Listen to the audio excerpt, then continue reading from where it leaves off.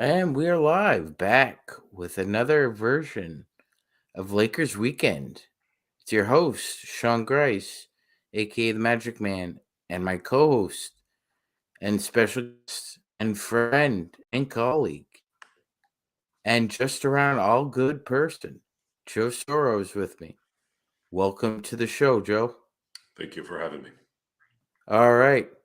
So, why don't we go over the recap of the weekend at the beginning, which was the dismantling of the Warriors dynasty. And as you eloquently put it, it's not the end of the Steph era, but it is end of their dynasty. We stuck the wood right through their heart. That dynasty is dead, Joe. So, do you have a final epitaph for the way?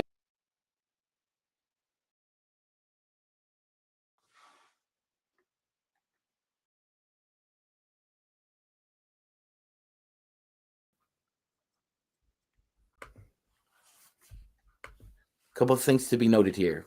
Thing is that Kerr is now 19-1 all time against the West. His only loss is to the Los Angeles Lakers, led by LeBron James and Anthony Davis. And the second part of this is that deep down, listening to what they had to say after the game, Joe, they knew that they weren't good enough. As you said before the series started, you said you didn't think they thought they were good enough, and you were proven to be right. You have a team that played an entire season and a playoff series, winning only 13 road games. That is a terrible statistic, probably one of the worst statistics I've heard from a team that that's this good. And they ran into a team that was just not going to lose. The Lakers are on a level right now very similar to 2020. They'll have a game where they lose in a series, but they seem to bounce back immediately. And they had two blowout wins in each series. That's half your wins in a series. I'm sure if you had a statistic that said two blowout wins during a series, it's probably almost guaranteed they're going to win the series, right? Yes. Haven't checked, haven't checked that stat. That'd be something we'd need the Elias Sports Bureau to probably find because that'd take forever. the the reason why the dynasty is dead is it's not because I'm sitting there going, I want these guys to be dead. No, Steph is still Steph. Clay is definitely a level below what he used to be, maybe even two. Draymond is three levels below what he was, and he's due to go after one more big contract. So, regardless if Draymond picks up his option or leaves, the winning is done with those three because Draymond does not give you what you need to get to level 3 and 4. Level 4 is obviously the um, the finals. So with that, while everyone plays the ever original, people counted us out here. People, first of all, Draymond on his shows mentioned how everyone said that the dynasty was over in 2019. Look. I'm in this pretty extensively. I never heard one report or one guy say anything. I'm sure there were a few out there, but nothing of relevance. Nothing of relevance of anyone saying that their dynasty was over in 2019. So that's hogwash. And this is the stuff that I'm looking forward to as we ascend in this culture of sportscasting and sports analyzing. I want to call these guys out. I'm going to call everyone out for lying. Stop lying. Stop BSing people. There are some people out there that actually pay attention and have good memories of this stuff. No one of any relevance said that the dynasty was over in 2019. No one. We knew it was going to take a while to get back because you had just lost Clay. due to a torn ACL, and you knew that Kevin Durant was likely going to leave, and he did. Steph Curry, Steve Kerr, Klay Thompson, and Draymond Green are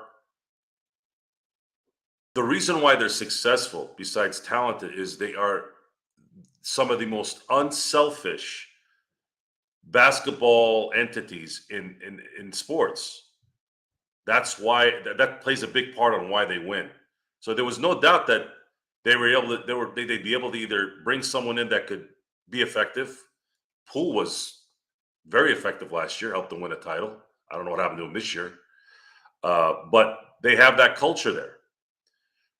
But just like anything else, guys, it should be the proof. It should be proof not only in the players and coaches, but also the general manager who have played a huge part in getting all this put together. Bob Myers has been hinting that he's not coming back for a very long time now. He isn't coming back. He would have done something by now. He is gone. So that is the first pillar that's coming off. The second pillar is going to be Draymond Green, unless he decides that he wants to play one more year under that contract, which I am sure his agent's going, hell no. Hell no. Not the way you've played the last 2 years. And until I see that, until I see Bob Myers re-up and Draymond take on that last contract, betting on himself this late in his career, this dynasty is dead. And the Lakers put it to bed. I believe that Golden State would have beat anyone in the West other than the Lakers, even Denver. But we'll never know that. So with that, Golden State, I want to thank you for the finals result last year. That was a huge, huge win. And we, as Laker fans, appreciate it, and everyone knows why. But now that the Lakers are equipped to compete, AD's on another level on defense. LeBron is doing what LeBron does, and our role players are all pitching in when we need it to do what they need to do.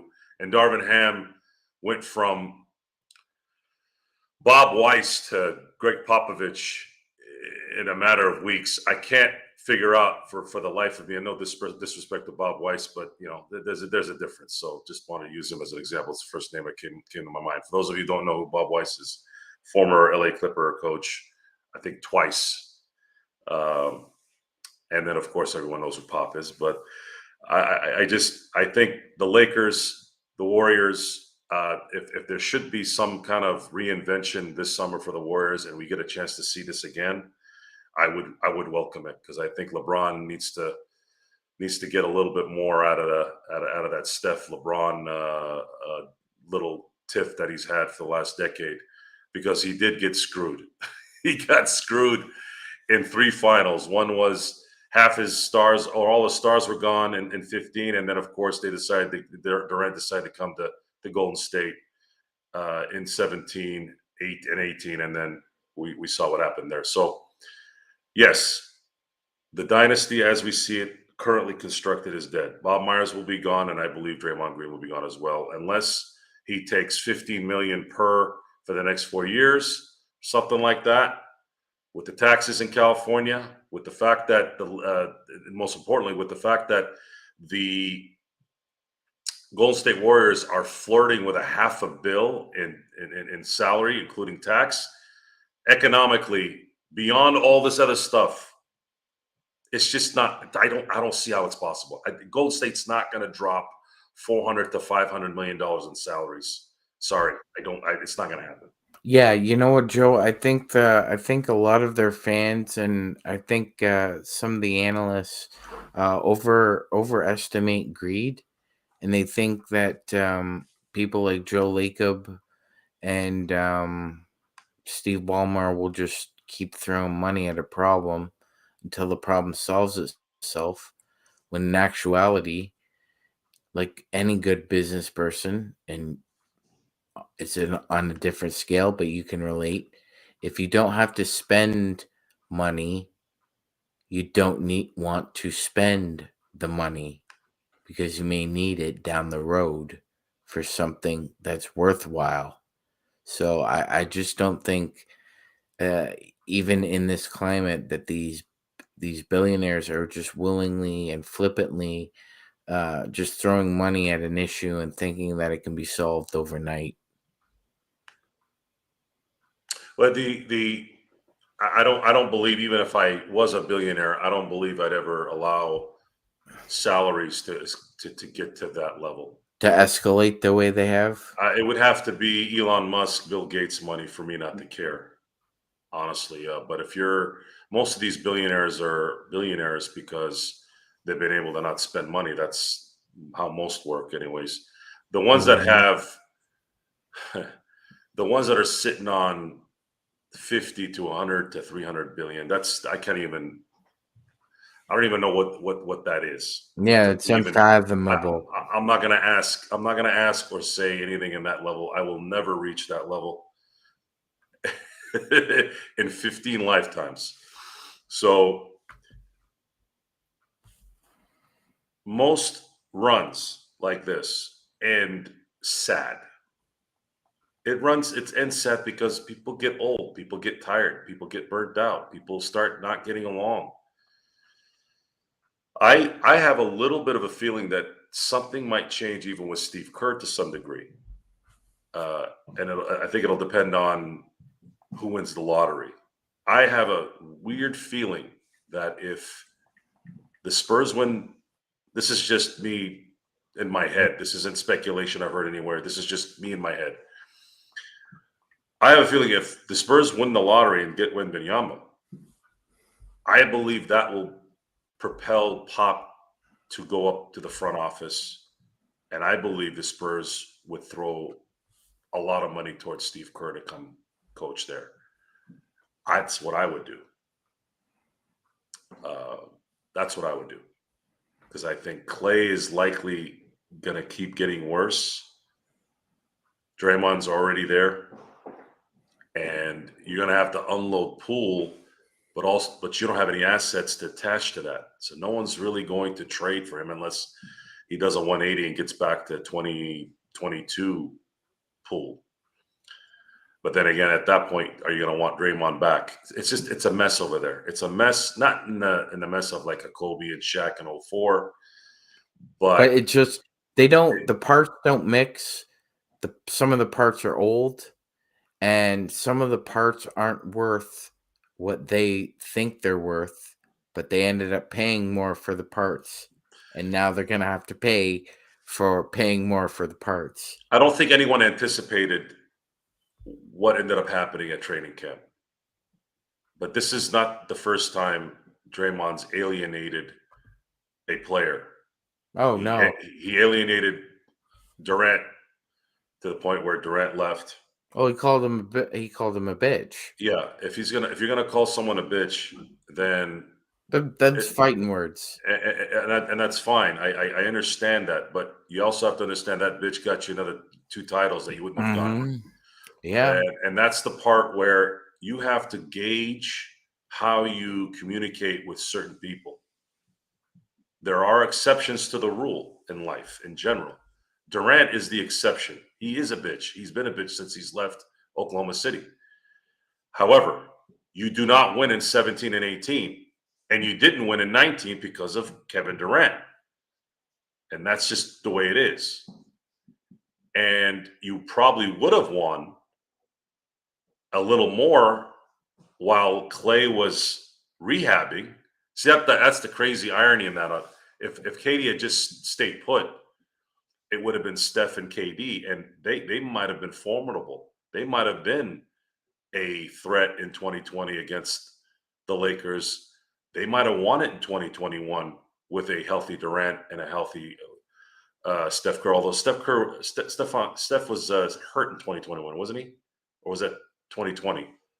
Yeah. So Kevin Durant could have had his own team with Draymond.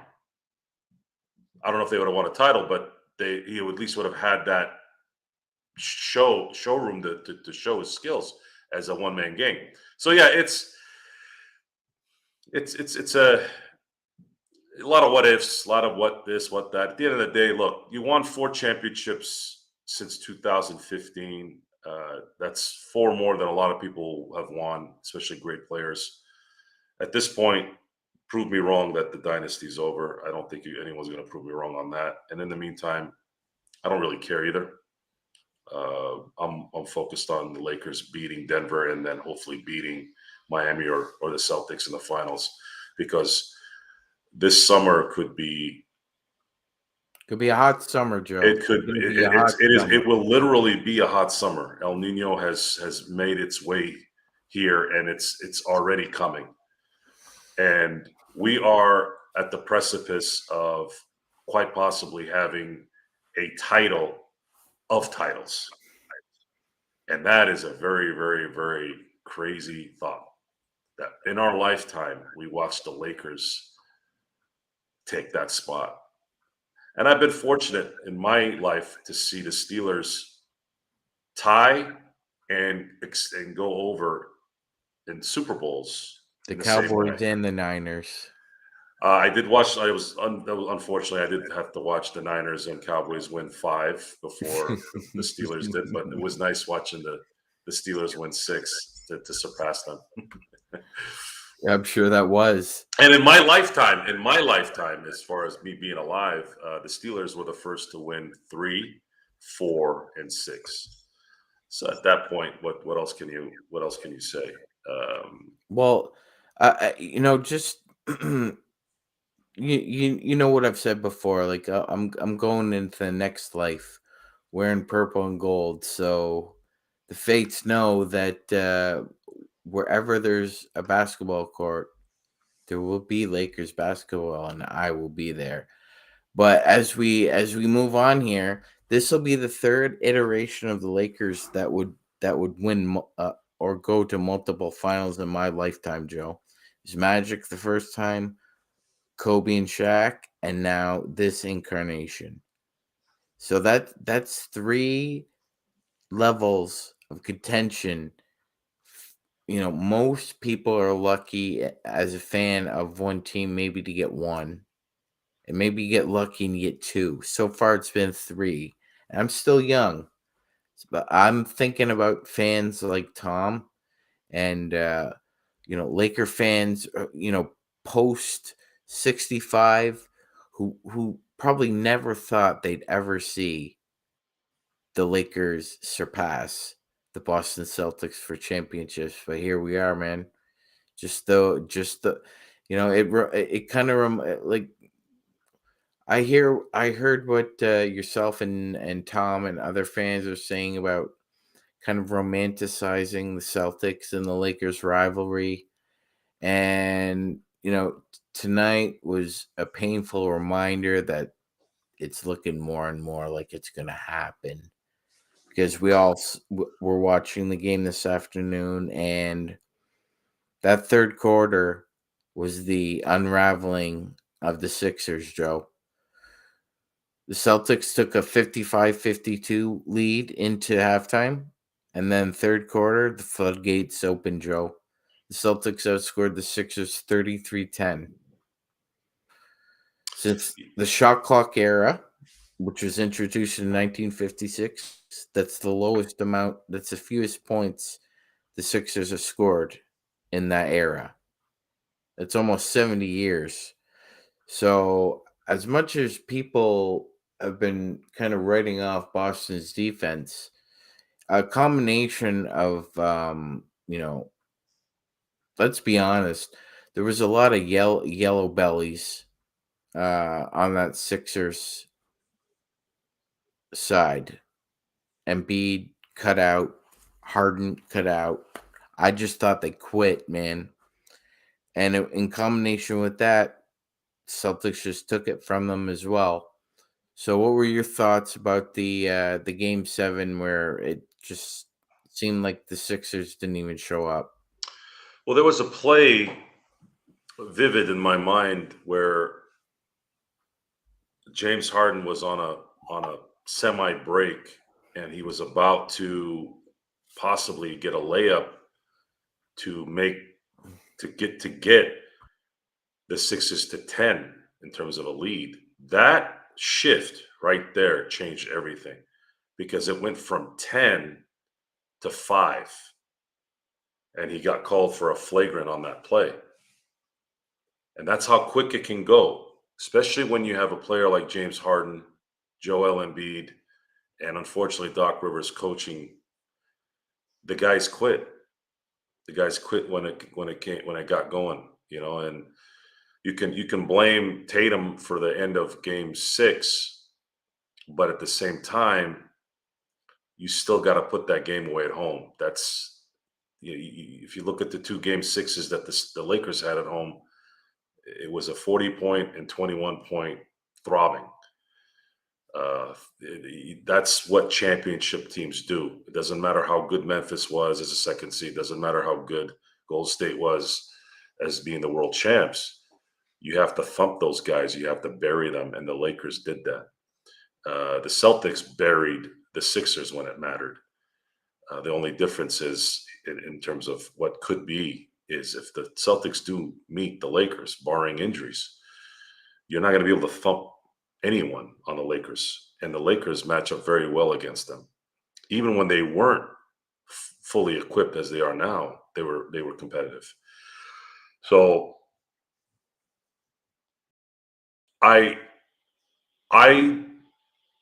really, a little bit of me still says that I want a redux of 2020 because it's just weird. It's weird how the Final Four came out this year. It was we talked about this earlier on playback when we were watching the Sixers and Celtics. I just think it was the first year where we were kind of out of that COVID fog. This was really the first season. 2021 was a shortened season. It was a quick season. 2022 was like the first season where people kind of were getting back to normal, and it was still kind of lingering a little. And then 22, 23 was when we stopped thinking about what happened during that time. And here we are, fast forward to what many said then was that Miami was on a fluke run. The Lakers wasn't so much a fluke because they were playing extremely well throughout the year and then really well that last month. But this was no fluke. Miami was no fluke. The Lakers so far are not a fluke. So should those two meet in the finals, it would solidify that run in 2020 for both in even more ways than one. I don't care what anyone says, and I've said this pretty aggressively. Any fan or player, if they had won in 2020, would be kissing that trophy like it was the best thing ever. Anyone who tells you no, anyone who says, no, if my team had won that title, I would have said it was an asterisk title. They are full of monkey crap thrown at their face. And you all know that. Whoever's out there that thinks they would have thought differently is full of BS. So what better way to put that to bed even more than to meet the same team from 3 years ago and beat them and have a double parade? One to commemorate 2020 and the other to commemorate the 2023 season and passing the Celtics for 18 as number 1 in the whole league. Now, if that's gonna go down, then there's only 3 words: do it big. She's got to do it big, Joe. That happens because there's still a little bit of what if, and we didn't get any finality to that championship with a parade, so it's still out there. We're still owed that. I think that they need to keep that in mind if it does happen.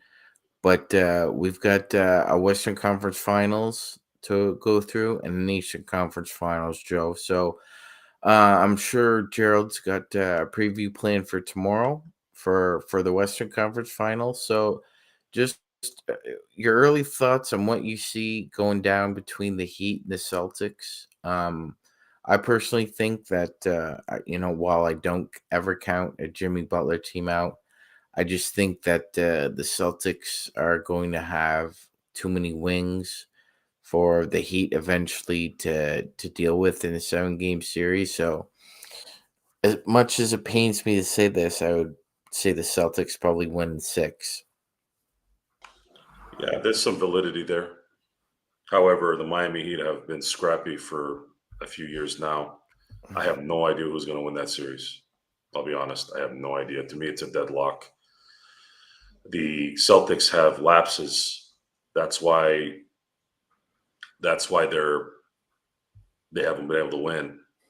But Tatum has what looks like made a switch, and of course, it's easy to make that switch when you have James Harden guarding you, because his switch is off when things get tough. And Joel Embiid was concerned more about MVPs than winning a title, which always came off as obnoxious to me. Uh, Anyone who's constantly worrying about individual awards is never really focused on winning championships, and they rarely do win championships. And that's what Joel Embiid is. I've been on record saying that Doc Rivers. I can't be too harsh on Doc Rivers for personal reasons, but looking at it from a coaching standpoint, Doc Rivers just can't seem to close out. This is his 33rd clincher loss. I don't. When I heard that number, I could not fathom that number. 33 losses when you can clinch. That's a lot. That's got to That be the is record. that That's got to be is the record. that is too. I mean, if you played every game, that's 24 games in a playoff run, and he has exceeded that by 9. That is just mind-boggling to me. So I But don't you know know what what, the. Joe? I like what Jose says here. He brings up a really good point.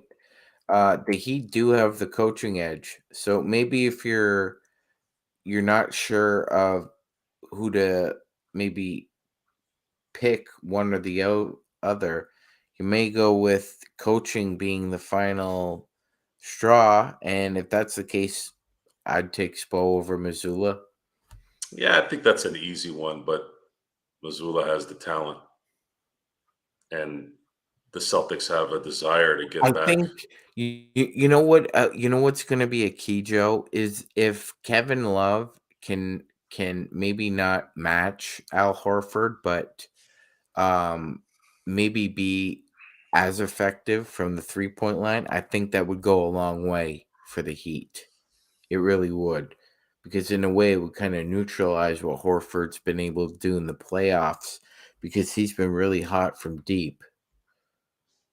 Yeah, I think the issue though will be Jalen Brown and a hot Tatum. You're going to need to make sure you have a hand in his face. Well, yeah, and you said it yourself, right? They sometimes they take quarters off, right?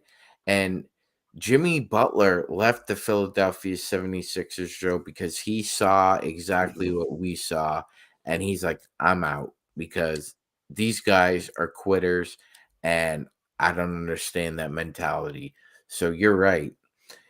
In any instance or in any game, if they take 4 or 5 plays off, he can literally murder them, and they could be staring at an 0-2 deficit before they know it.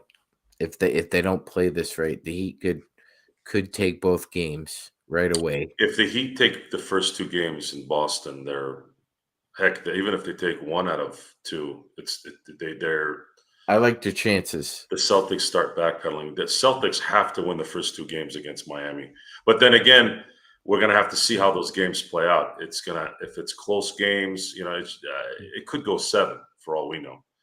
Uh, I don't I don't know yet. I have to see how this plays out. I think if they had Tyler Hero, which I'm hearing he might come back by the finals should they make it. I don't think he's going to make it for this particular run. They had Tyler Hero, I think it would have been a little bit easier to kind of gauge that. Say, you know what, I think Miami has a chance here to beat this team.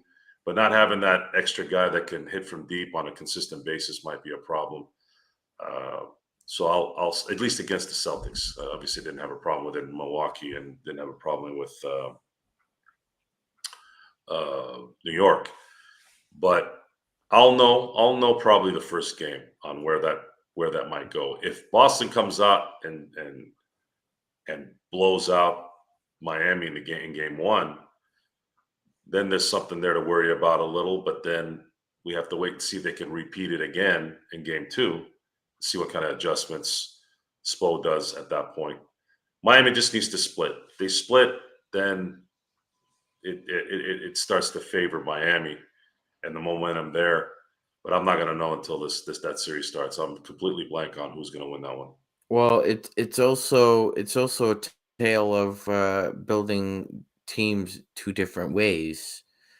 Um, Riley basically has taken a sledgehammer to this team uh, before he signed Jimmy and has rebuilt it in his image similar to the Knicks, Joe. Max Strus, Gabe Vincent, Duncan Robinson are all undrafted players, man.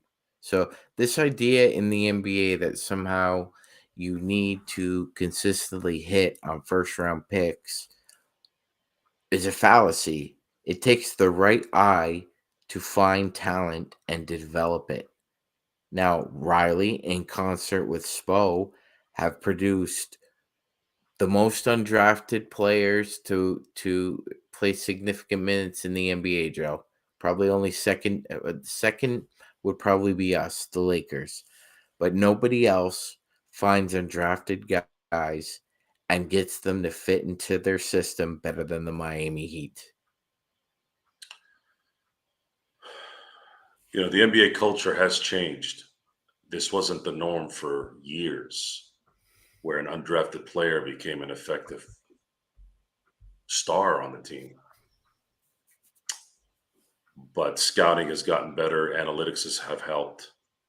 People who would normally not get the chance to play have a chance to play now. The Mm-hmm. Lakers have shown that even through all their debacles, they've they've been scouting at an extremely high level, to the point where I was visibly angry when I saw Alex Caruso's name as a first team All NBA, not because he was first team All NBA, Because but the we fact that he was developed him, and the fact that he was a first NBA defensive player in a damn Bulls uniform when he should be wearing a Laker uniform. Um, and I there's something to admire there, right? You have another undrafted player who's becoming a star, who's effective on the offensive end and playing pretty decent defense. Imagine if you had the other guy too playing stout defense with timely shooting. It just the Lakers have a similar culture. It's just that the culture was skewed a little because of one bad decision and a reaction that shouldn't have been a reaction due to the James Harden trade to Brooklyn. However, the Lakers seem to always rise from the Phoenix. Sorry, Suns, but that's just the easiest word I can use to explain the fact that we've been getting our butts kicked by the Clippers for what 7-8 years now, and the Clippers can't get out of their way. Yet the Lakers are winning championships on the path of possibly winning another throughout all that BS, and that's because it's inherent in their blood. The Laker armor, the Laker golden armor, is real. And when you have superstars that are your pillars, at least two, you seem to always find a way to get to that level and at least win one.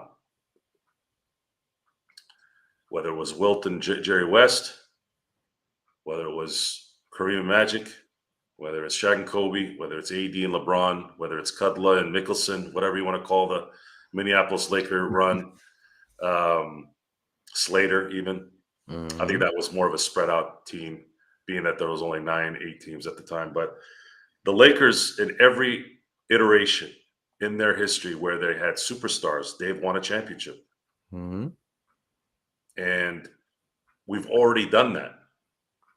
It's just, can they do it multiple times?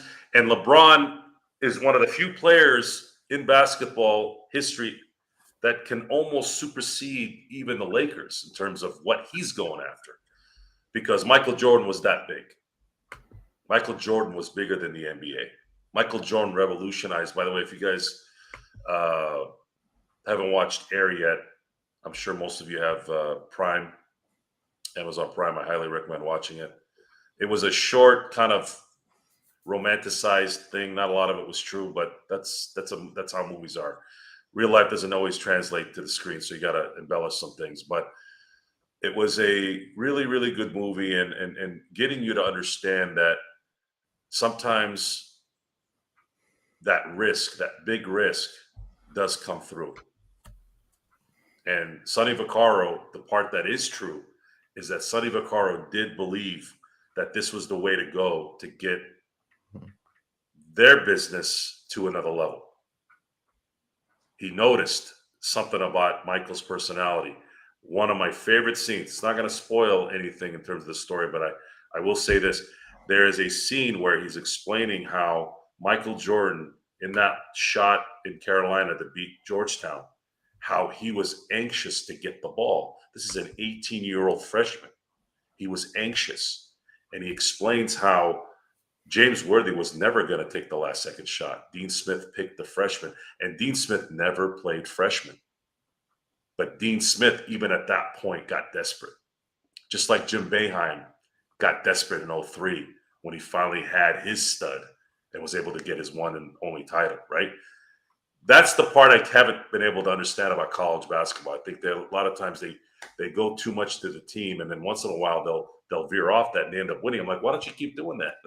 But Sonny explains how Jordan wanted that ball even at 18, and that told you everything about what you needed to know about him. So with that, LeBron James is chasing that. LeBron is set. There's nothing else LeBron needs to accomplish other than winning championships, which is what's going to solidify that spot. He has to win. If LeBron wins 6 championships, let's say he wins this year and then wins another one next year or the year after, it's I don't even know if there's ever going to be an argument at that point. He'll be the most accomplished NBA player in the history of the NBA. I would say all sports, but Tom Brady's probably 7 titles, 5 Super Bowl MVPs. I mean, shoot, I don't know. I don't know if that'll ever be passed up. No, I don't think so.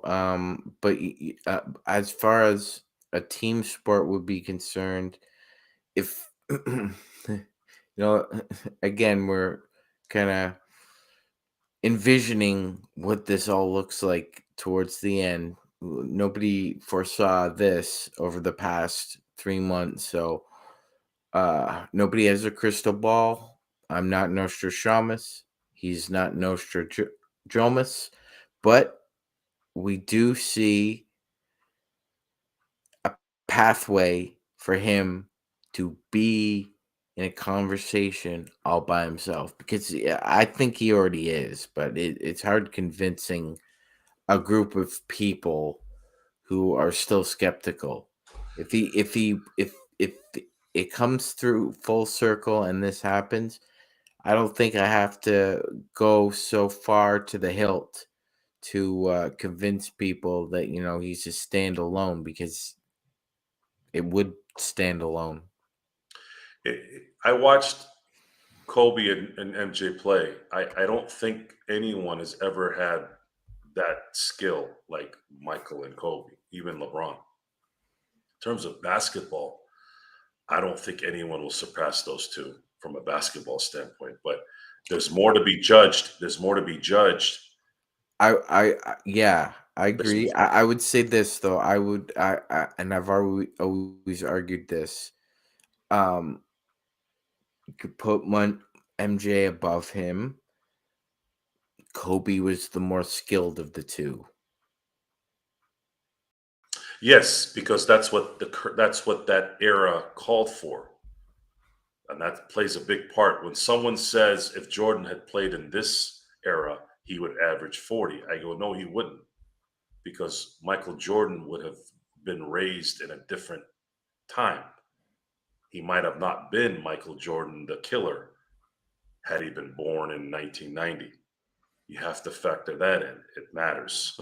Yeah, that's why Charles Barkley makes the joke once in a while on TNT, Joe, that if he played today, he would be able to come to the stadium in a spaceship, like with the amount of money that's thrown around. Like again, it was a different era, but he played a different position, and again, you're right. But on the other hand, Joe, you couldn't afford a team with, Michael Jordan, Larry Bird, Magic Johnson. You couldn't afford them. So No, it's not as if they played in an era where um they did that. They didn't. But it's also the fact that from an economic point of view, nobody was looking around saying, "Well, I can make more money and win." No, it wasn't like that. It was completely different landscape. you also have to factor in circumstance. So I used the example in a few shows ago about what would have happened had Utah acquired Reggie Miller in 1996. And Reggie Miller was on those Utah teams in 97, 98. We very likely would not have seen Michael win in 97 and 98. And that's what happened to LeBron in 17 and 18.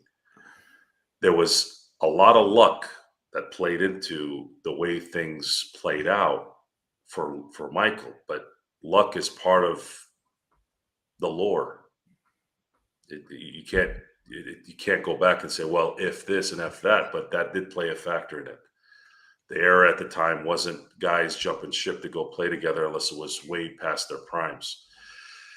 Kobe Yeah, right. Bryant, And when you talk about that word luck plays a huge part in championships. Huge. Given especially injuries, given given especially the injury part, because if you look at a lot of the Lakers' losses in the finals, it was bad timing. 1989, 1991, 2004, 2008, to 1983. The only year they didn't have a major injury was 1984, and they were one bad worthy pass away from probably beating Boston in that series. So Kobe had a very interesting run in his 20 years. He had to deal with two lockouts.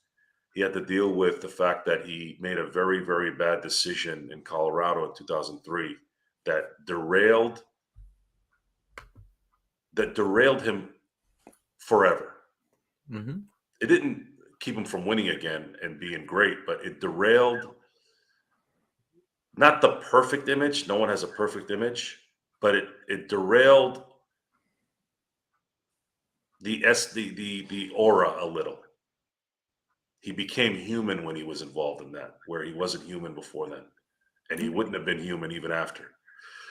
Um, I also say that the difference between Michael, and this was before LeBron even came into the picture. I said the difference between Kobe and Michael Jordan is David Stern moved heaven and earth for Michael Jordan.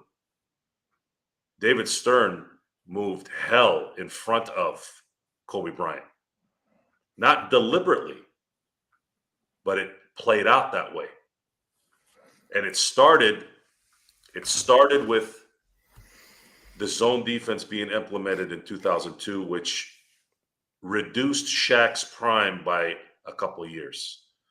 Once you were able to drop down and play zone against Shaq, his dominance changed. He was still good in 03, he was still good in 04 and 05 and 06, but he wasn't 01, 02, 2000 Shaq in 03 and 04. I believe still to this day, if the zone had been implemented in 03, they'd probably four-peat. Now, with that, you had the Chris Paul trade that didn't go through. And he also had Stu Jackson, his stooge, look at Kobe in a way where anytime he flapped his arms, you'd always get there was always this threat there. So I think David Stern did not like Kobe Bryant after the Colorado thing, and he didn't want to throw anything at that. And some would even argue that the '04 officiating during the finals was something where maybe David Stern didn't want um, the Lakers to win it after all that, right? I'm not going to go and blame the refs on that one because that's a whole different story. But it certainly would make sense that he wouldn't want Kobe to be the Finals MVP of his league after what had happened a few months earlier. Well, it's interesting you say that, Joe, because I wanted to segue into veering into those waters. We don't have to go too deep, but interested to get your thoughts here because you're seeing this play out in some circles where we're starting with a logical fallacy here. So a lot of people are going with, well, the NBA really wants to see the Lakers and the Celtics, so uh, they'll throw Embiid a bone and give him an MVP, and then they'll throw Jokic a bone too and make sure he gets the Western Conference. Like, we know that narrative exists, Joe, and you've talked about it before. The infusion of getting into bed with FanDuel and DraftKings might lead you down the slippery slope where people often start with that logical fallacy that because because the NBA wants a particular matchup, that A plus B equals C, and to me that syllogism don't hunt.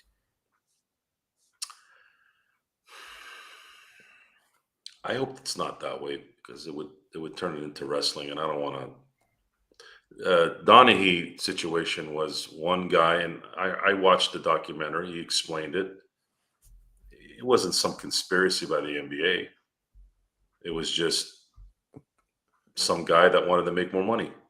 That's all it was. This certainly doesn't help with the pushing of gambling, but I think Adam Silver looked at it as, look, they're doing it anyways, might as well roll with it. But the problem there is when you start having your people pitching beer commercials, pitching gambling, you start to enable that lifestyle. And when you sit there and you say you're about doing good, you're about the community and all that, you look like a hypocrite because gambling and drinking are not good things, especially when most people are addicts in those two. I'm not saying don't drink, I'm not saying don't gamble, but when you are making a buck from it, Mm. your credibility in doing good is skewed. Mm-hmm. It's skewed. I can go into other subjects of this matter, but I'm not because we're talking basketball here. But it just becomes this hypocrisy that is always lingering, and we've accepted it. And we've been talking about this Ja Morant thing here today with his situation, His antics. his antics, and we keep I keep hearing the wrong things today. I'm listening to Wilbon and Stephen A. Smith talk about how smart this guy is. He's not. He is not smart. Smart people don't do things like this. They don't. I was 24 at one point. I didn't do stuff like this. I threw water balloons at somebody playing around. I threw eggs at a house. I wasn't brandishing guns. There's a level. There's a difference. There's a reason why you murder somebody, you go to jail for 25 years versus stealing candy from a store. There are levels to this.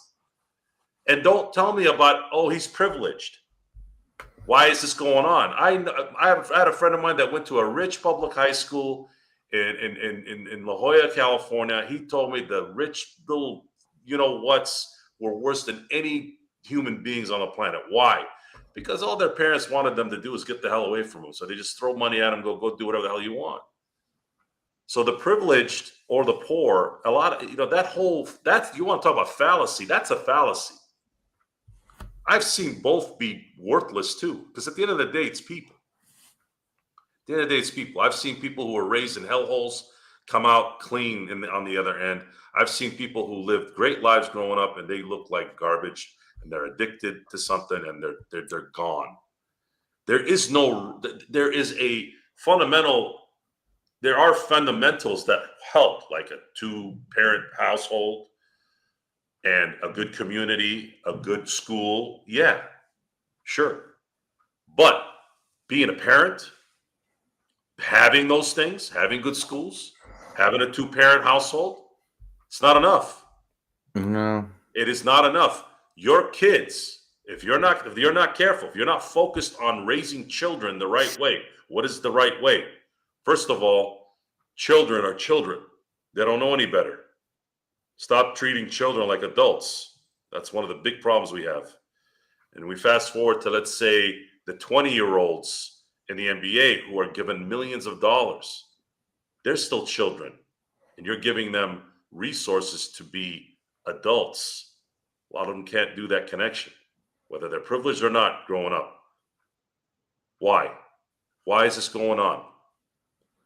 It comes down to this same old insecurity problem. If you think you want to be a, you know what? Okay, you can be that guy, but you better be like Floyd Mayweather Jr. though. You're gonna talk that kind of smack. You're gonna flap those hundies around. You better follow through. He followed through with 50-0. He followed through with 50-0. So if you're gonna be a badass, you want to be a big stick McGee. You better come with it. Yeah, it's a really bad look for not really him, because I don't think I'm in agreement with you, Joe. I don't think a lot of people would agree with Stephen A. Smith and Mike Wilbon. And like, let's be honest, it's not as if they know him either.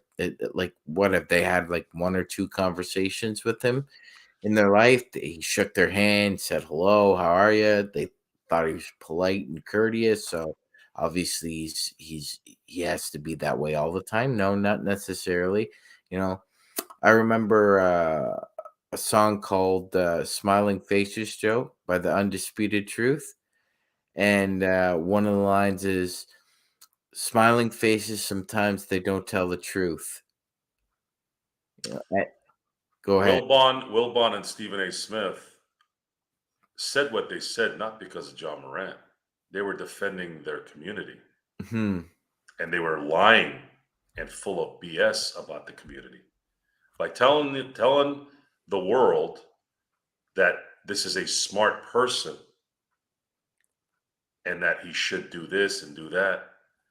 That's false advertisement. They were thinking about themselves and they didn't even realize it. They were thinking about themselves because they were worried about them looking bad because of this particular individual. And that's where our society has a problem. That's where that manipulation and that program continues to fester. If you are identifying with Ja Morant as Michael Wilbon and Stephen A. Smith, you have already lost the argument, to me anyways. What does that have to do with you? Why? Because society says that what he does reflects something on you? That's what I would say. You want to believe what you want to believe? People are going to believe what they want to believe. I have a quote on Lakers Ball. Believe what you want to believe. You're going to believe it anyways. Right. I don't give 2 craps. I'm cultured. I come from a non-American culture. I'm a minority as minority can be. There's only 3 million of my people left.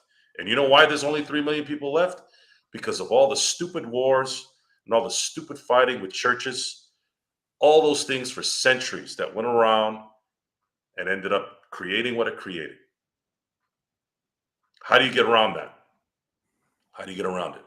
Well, I can't control what happened 20 years ago, 40 years ago, 500 years ago, but I can control now. And I'm not going to sit there and say, well, this person is smart. This guy was smart. No, he's not smart. He's an idiot. And don't tell me because he's young. This guy lied to your face. I'm And going to not work on myself. Isn't that what he said? yes, and not only that, Joe, he cost himself well over $100 million. Maybe. Well, we know he did because while he's busy making these videos, Joe, guys like Jason Tatum and Jaylen Brown were in the gym working on their game. Tatum's been in the league 6 years. This is going to be his 4th conference finals. Brown's been in the league 7 years. This will be his 4th. That dude hasn't even been there once yet. And this is a prime example of rule number 1 and rule number 2 on the street, Joe. Rule number 1, don't F with somebody else's money. Number 2, don't F with your own money. Ja Morant's breaking both rules right now. But primarily, he's just, like you said, he's just being a plain old goof. And it's not a good example for anyone, including himself. And I didn't buy his rehab excuse. We all have a smartphone. We all see it. I see the behavior. You see the behavior. It's not going to change.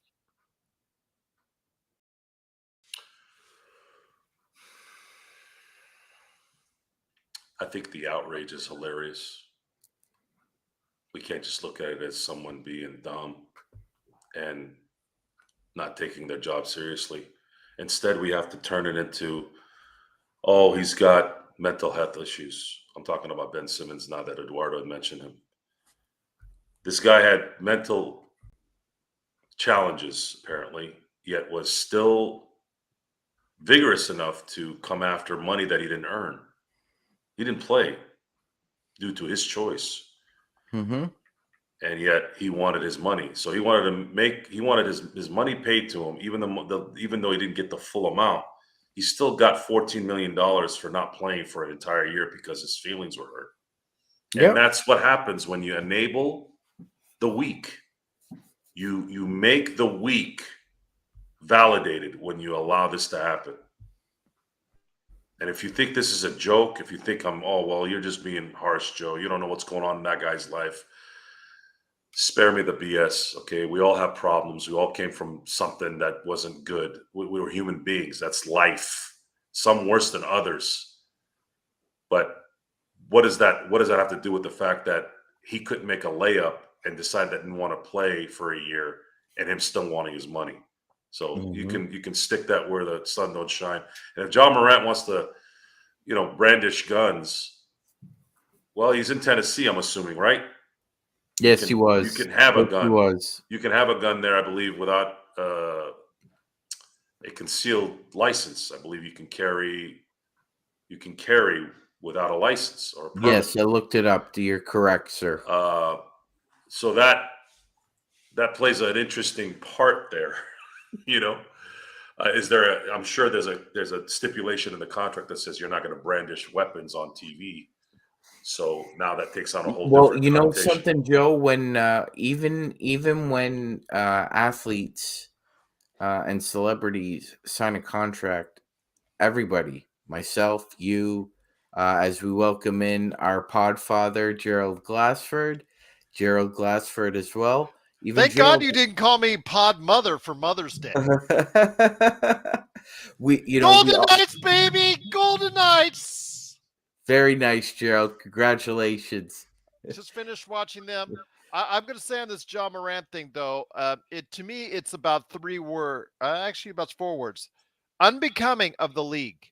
And when you go ahead and you sign those multi-million-dollar contracts, you have an image you have to represent for your team and for your organization. Yes, I know it's legal that he could brandish that and carry that, but the thing is, guys have to understand that it's also bad imaging for the league as a whole, and something especially for that organization in Memphis. And to continue to do that after he was, the first time around, and to continue to do that like it's funny, that to me needs to be spoken to as a message. And I think that's what they're doing. Especially with what's been going on in the city of Memphis. City of Mhm. Memphis has come under the gun, so to pardon the pun, Oh, of some really bad stuff. I don't think it mimics Chicago, but it's, from what I'm hearing, is not good. Well, It's according to the so FBI Bureau of Crime Statistics, Joe, it's the fourth most violent city in the United States. yeah. This is supposed to be country city, right? This is where country music is from. Nashville. Where you're supposed to sing your pain away. Instead, they're shooting their pain away. Well, and it goes to what you were saying, Joe, about everybody signs that moral turpitude clause in a contract that states, if if your behavior, like Gerald said, use the I'm right becoming of word the league. of becoming of the league or of the company you're working for, then we have the right to terminate that contract. And like you said, Joe, it's a little sticky wicket with these big ballooning 9-figure numbers you throw around. But if he keeps playing these stupid games, he's gonna win a stupid prize, and that'll be a one-way ticket out of the league. They could have nipped this in the butt a long time ago by putting a moral clause that says a team can terminate your contract, and if you were to sign another contract, it wouldn't be guaranteed. I think that's what Josh Primo is looking at if he ever comes back into the NBA. But he's not Ja Morant. See, that I don't think No. it'll ever happen. When you're as good as Ja Morant, that's why I was saying, yeah, he might lose it in an endorsement, but he's not gonna. If Memphis dropped Ja Morant, there would be 29 teams ready to sign him. Right. You're right. He wouldn't be a depreciating asset. Go ahead, Correct. Gerald. So go ahead, Joe. But what about Miles Bridges? What about I think Josh Primo and Bridges especially is going to find another place in this league. Yes, I agree. None of those two are in Ja's league. Ja is a future Hall of Famer if he plays. So you're talking about somebody, but potentially a superstar or above that would You're be talking made an about. example of, Joe. Yeah, you're talking about that's the rub here is you're not. This isn't Dylan Brooks. This is Ja Morant. Ja Morant is a faster Derrick Rose. Derrick Rose won the MVP. I believe he was the youngest MVP at 22 ever. Ja Morant has that kind of skill set. So I don't know if he plays in the same ballpark as Mikal Bridges or anyone else. So that plays a whole new thing. But as far as the clause, the contractual obligation to representing the league and also representing your team, just so people understand that, I'm sure there's a clause in most of these guys' contracts says they can't ski or ride a motorcycle, right? Heck, I saw how stubborn that hard-headed dude in Pittsburgh was. He had to eat a windshield before he paid attention. So yes, sorry if you're going to make $200 million, guys. You're not going to be able to ski, and you're not going to be able to ride motorcycles, and you're definitely not going to get a lot of good graces for waving around a gun, especially in a car with someone else in it. See, that's the other problem with that is there's somebody else in the car.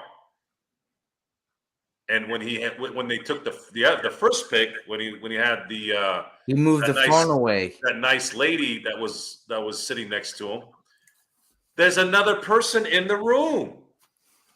Now, if he's shooting at a target, I don't think this is a big deal in a confined area or a monitored area. I'm sure there are plenty of guys in the NBA that go hunting, right? Maybe they don't tell anybody. I don't know. But this goes back to the insecurity. I gotta be this guy. But yet, guys like Wilbon and Stephen A. Smith are insulting everyone's intelligence by saying that this guy is intelligent. No, he's not.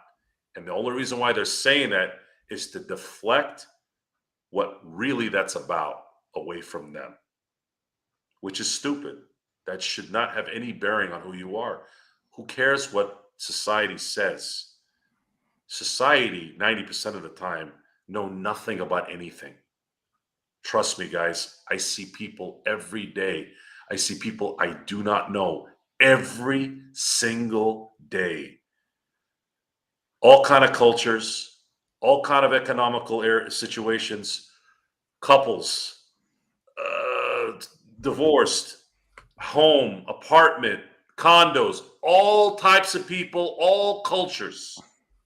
90% of the people out there, if not more, usually don't know squat about what's really going on because no one reads, no one experiences anything other than what they experience usually in their own little bubble. Why? Because they're scared to get out of it. And they're scared to be judged. And they're scared to be looked on a certain way. And when someone else does something, they start blaming that person or their decision making or whatever.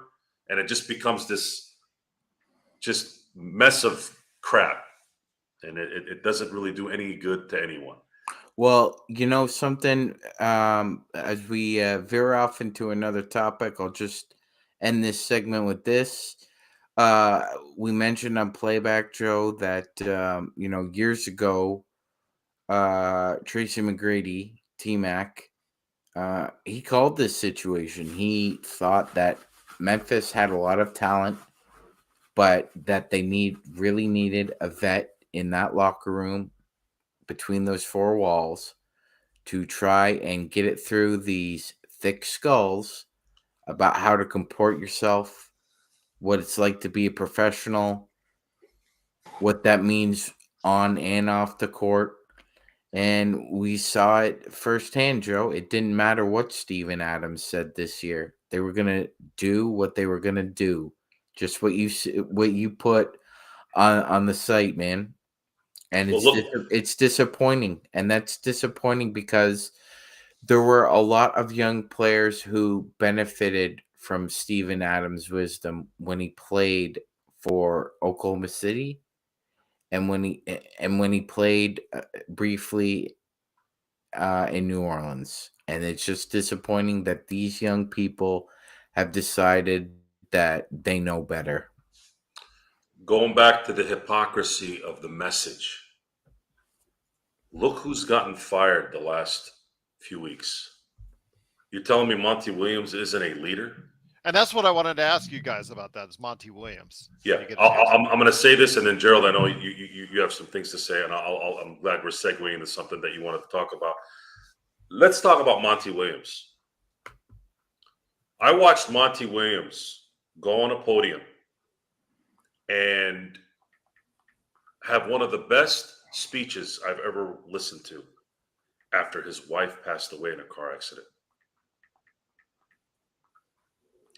Acceptance of that fate because he has a belief and he has an understanding and a positive mindset, whatever you want to call it. If that's not leadership, I don't know what is. I don't know what else is. Budenholzer wins a championship 2 years ago. Had the best record 3 times, I believe 4 times if you count his time in Atlanta. Yeah. Quinn Snyder, best record 1 year in Utah. Nick Nurse wins a title in 2019. Frank Vogel got bounced because of a malcontent. So these owners and the media who keep sending these messages that they're about, yes, we're about what's right and we're going to do the right thing. And you keep firing and getting rid of your leaders who are effective. You are full of it. You are submitting to the rats. Yes, the rat mentality, the cockroach, right? We talked about cockroaches, Sean. You're letting the cockroaches stay in the house. You're not letting the exterminators manage it. Yes, I have to go that harsh because that's what these guys are doing. Oh, well, we're making money, so that's okay, right? Is that how it is? Well, that's what I want. If that's Well, how that's you want what to I look wanna at ask you, it, though. you know, the funny thing is you can do both. You're still going to make money. Why don't you live up to what, or don't say anything anymore. I don't want to hear about the moral high ground of Stephen A. Smith, Michael Wilbon, and any owner in the NBA. I don't want to hear it. You guys are peddling gambling. You're peddling alcohol. You're talking about kids and how NBA cares, and then you're peddling alcohol and you're peddling gambling, and you're allowing these guys to do what they want to do. Why? Or how? And we're going to suspend Ja Morant for 15 games. What about the leaders that you keep firing? Oh, maybe it's because the owners, like that idiot, the Phoenix owner, the guys. Jokic is the nicest guy you'll probably ever meet. I've never seen that guy. I barely see that guy even like flinch. And you made him mad. That's how I judge things. Like if a nice guy is angry, something went wrong. What are you holding on to the ball for? That shows a lot about who you are. And then you have that other Yahoo that was there with a beer. Somebody should have just came and slapped him in the back of the head. Right? Like, what are you doing? You guys are grown-ass adults. So I'll end it at this. This is a discussion that I'm going to keep talking about because I think it's going to be relevant as we become a bigger platform for the message. Stop insulting my intelligence by telling me somebody else is intelligent when they're not, including yourself. And what is intelligence? That's a subjective thing, right? How about this? Common sense shouldn't be that hard to figure out. No. I'm just saying, just throwing that out there, I'm a hothead. I am. You all know this. But I've never brandished a weapon on my Instagram so I can be all cool. Who are you doing it for? For the 4 million wannabe call girls that model on that crap? That people spend millions of dollars on to watch? That's who you're doing it for? Have some brains. Wake up. Jesus. All right, as we got a new artiste in the chat room, Turbo Duran, saying Lakers in 6 over the Chicken Nuggets. I like the way you think, Turbo. Lakers will steal game 1. Watch, I'll come back when I'm right. Well, Turbo, we expect to see you back when you're right. If you're wrong, just come back. Even if you're wrong, we'll still accept you, my friend. Yes, because we're still waiting for Roll One Up to show up and take his lickings because he said he would, and he hasn't shown up yet. I'm still waiting for the Memphis fan to come back on Twitch, and that's not going to happen either. So I do want to go ahead and touch on what Joe was saying in regards to the Phoenix Suns, because Adrian Wojnarowski, he provided a little bit of the inside deal on this as far as Matt Ishbia, since he's taken over the team as far as ownership of it.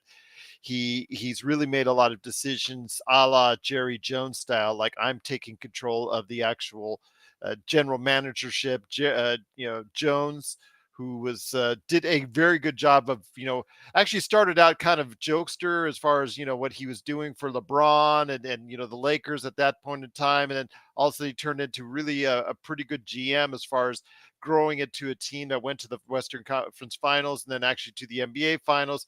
And then all of a sudden now it seemed to be derailing. This Ishbia guy is now taking over and making a lot of the personnel moves as well. And, I really think the Monty Williams firing was I thought it was a bad call, especially when you've got 3 years left on his contract. He's got 3 years left on his contract. Ishbia is gambling on him getting another job right away. That's what he's gambling on, so he doesn't have to pay out the 3 years. It's simple as that. But to me, I thought that Williams was not the problem. I think the problem stems from the fact that you made a trade. Ishbia during the process of getting the ownership really pushed for the Durant trade. He got the Durant trade, got a lot of lack of depth in return.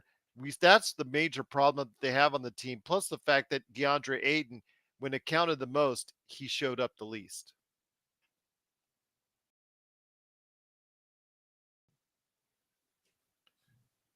You guys there? Yep, yep.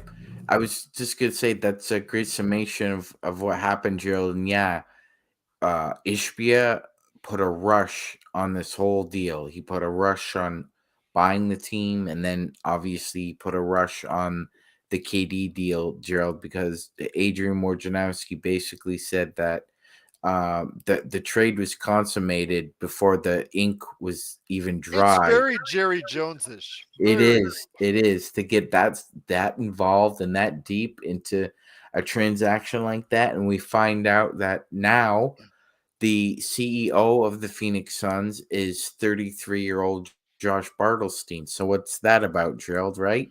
Yeah, Um, exactly. Is it that Michigan State connection? I'm not sure. I yeah, don't know. yeah, because his father, understandably, Mark Bartlestein, a very heavy agent as far as the NBA is concerned, but Oh, well, it's now all tied about agency. I mean, the yeah. Lakers can't, Yeah, obviously, their exactly, agent. Yeah. right? So, But Gerald makes a sound point, ladies and gentlemen, with a new CEO. He fires this coach. He's going to have new management installed that will probably do what he wants. Gerald's correct. This is very Jerry Jones-ish, like very, like almost, except for the fact that Jones, in this instance, Gerald, I think you're correct that Ishbia made the mistake. I think he pulled the chute too soon for ejecting Monty Williams out of this situation. They were basically they weren't the same team they were because, as you have stated eloquently, DeAndre Ayton just didn't give the same oomph for this team that he has in the past. But they were still a fourth seed before the trade was made. They were a fourth seed when the playoffs started. I thought he did a decent job of trying to hold that together with what he had, and for them to just cut out on him like this really speaks volumes. And I think it's going to be to their detriment because we talked about it before, right? You went from an NBA Finals appearance to losing in the second round, and now here we are. And not only that, you got smoked in back-to-back seasons by a team that you should have beat. You've lost an elimination game at home by 25 points or more in back-to-back seasons. That's bad. It's a bad look. I thought Doc was going to be fired personally, but it looks like he's going to return to the Sixers. I thought that's one that I thought was going to be ending today after, especially that choke and that major disaster. And then the Harden legacy has been refined once again as far as that's concerned. But I before we talk a little bit Lakers before we head on out, Magic, I do want to go ahead and, if I may, thank the audience out there. We have been, for the second time in our history now, one of the top 100 basketball shows in America. We're actually at our highest point ever as far as for Apple Podcasts. So that's all because of you, what you do out there. And cannot thank you enough as we close in on 700 shows here at the Lakers Fast Break. Over 100,000 views and 100,000 downloads, and it's all because of you. So I just wanted to say thank you before we head on out, my friend. Gerald, I echo you. Thank you so much to everybody out there. We're growing. Just seems by the day. But this all started with a handful of panelists and with one subscriber, right, Gerald? And now we're moving on Yep. up. Absolutely, absolutely. It's so funny because I look at the numbers now, and especially on the audio side, and almost 2,000 people in the past week, different people, have listened to an episode of the Lakers Fast Break. So that's really a good sign that we're moving on up. People are excited about the Lakers. It is an inevitability that this is going to be the number one Lakers show on the planet. Says Thanos. Right there you go. Absolutely. There's nothing. It's not a matter of if, it's a matter of when, because unless death comes, we're not stopping, and we're not bringing what I've seen. I've seen shows that are as bland as burnt toast. Lakers Nation. It's not just them. It's I listened to some of these guys speak, and it's exactly why I never wanted to do a podcast, because I didn't want that kind of atmosphere of just some Yahoo yapping. There's some actual structure here. We actually do stuff here very similar to a actual radio show on an AM, FM, or Sirius radio. And the production value is going to continue to go up as the show gets more and more popular, and that's supposed to be for our people.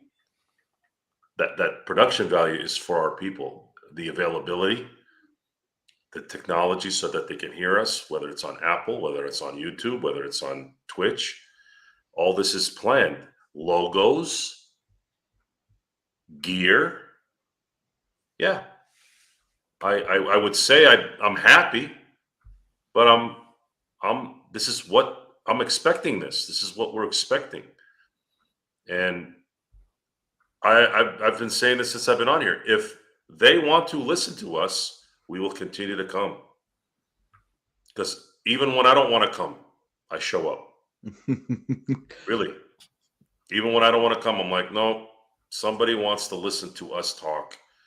And maybe it's some therapy for them.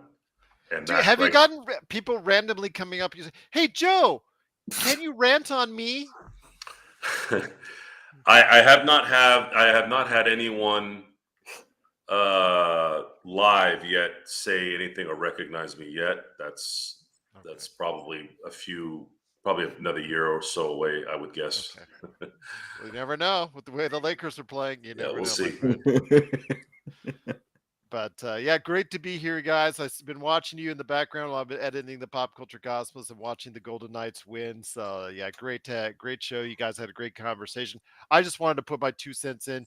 I know that tomorrow we're going to be getting really heavy into the Denver Nuggets and Lakers series. I think that's something that's great, because today we just talked about a lot about the other stuff, but tomorrow it gets into the really nitty-gritty stuff of the Nuggets and the Lakers tomorrow.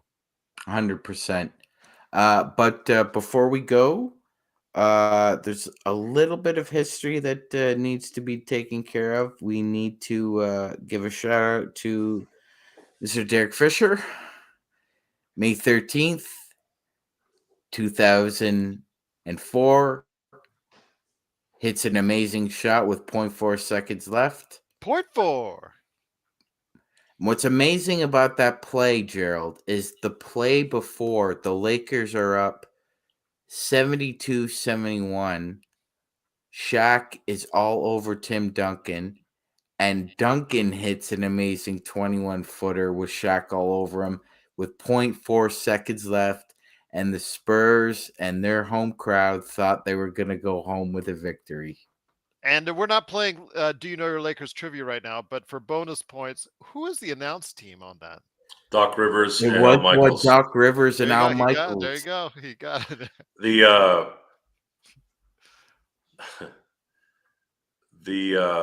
What was I going to say? I completely blanked. I knew that would be too easy if I put it on the show.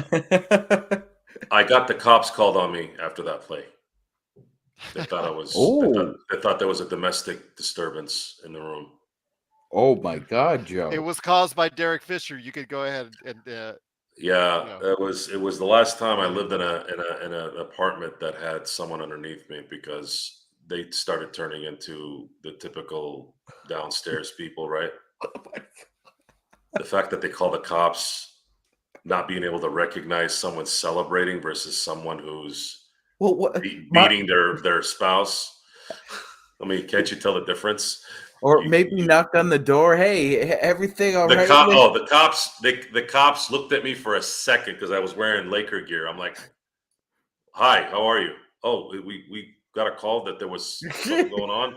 I'm like, yeah, Derek Fisher just hit a shot to win the game. Oh, okay. Sorry. Have a good night.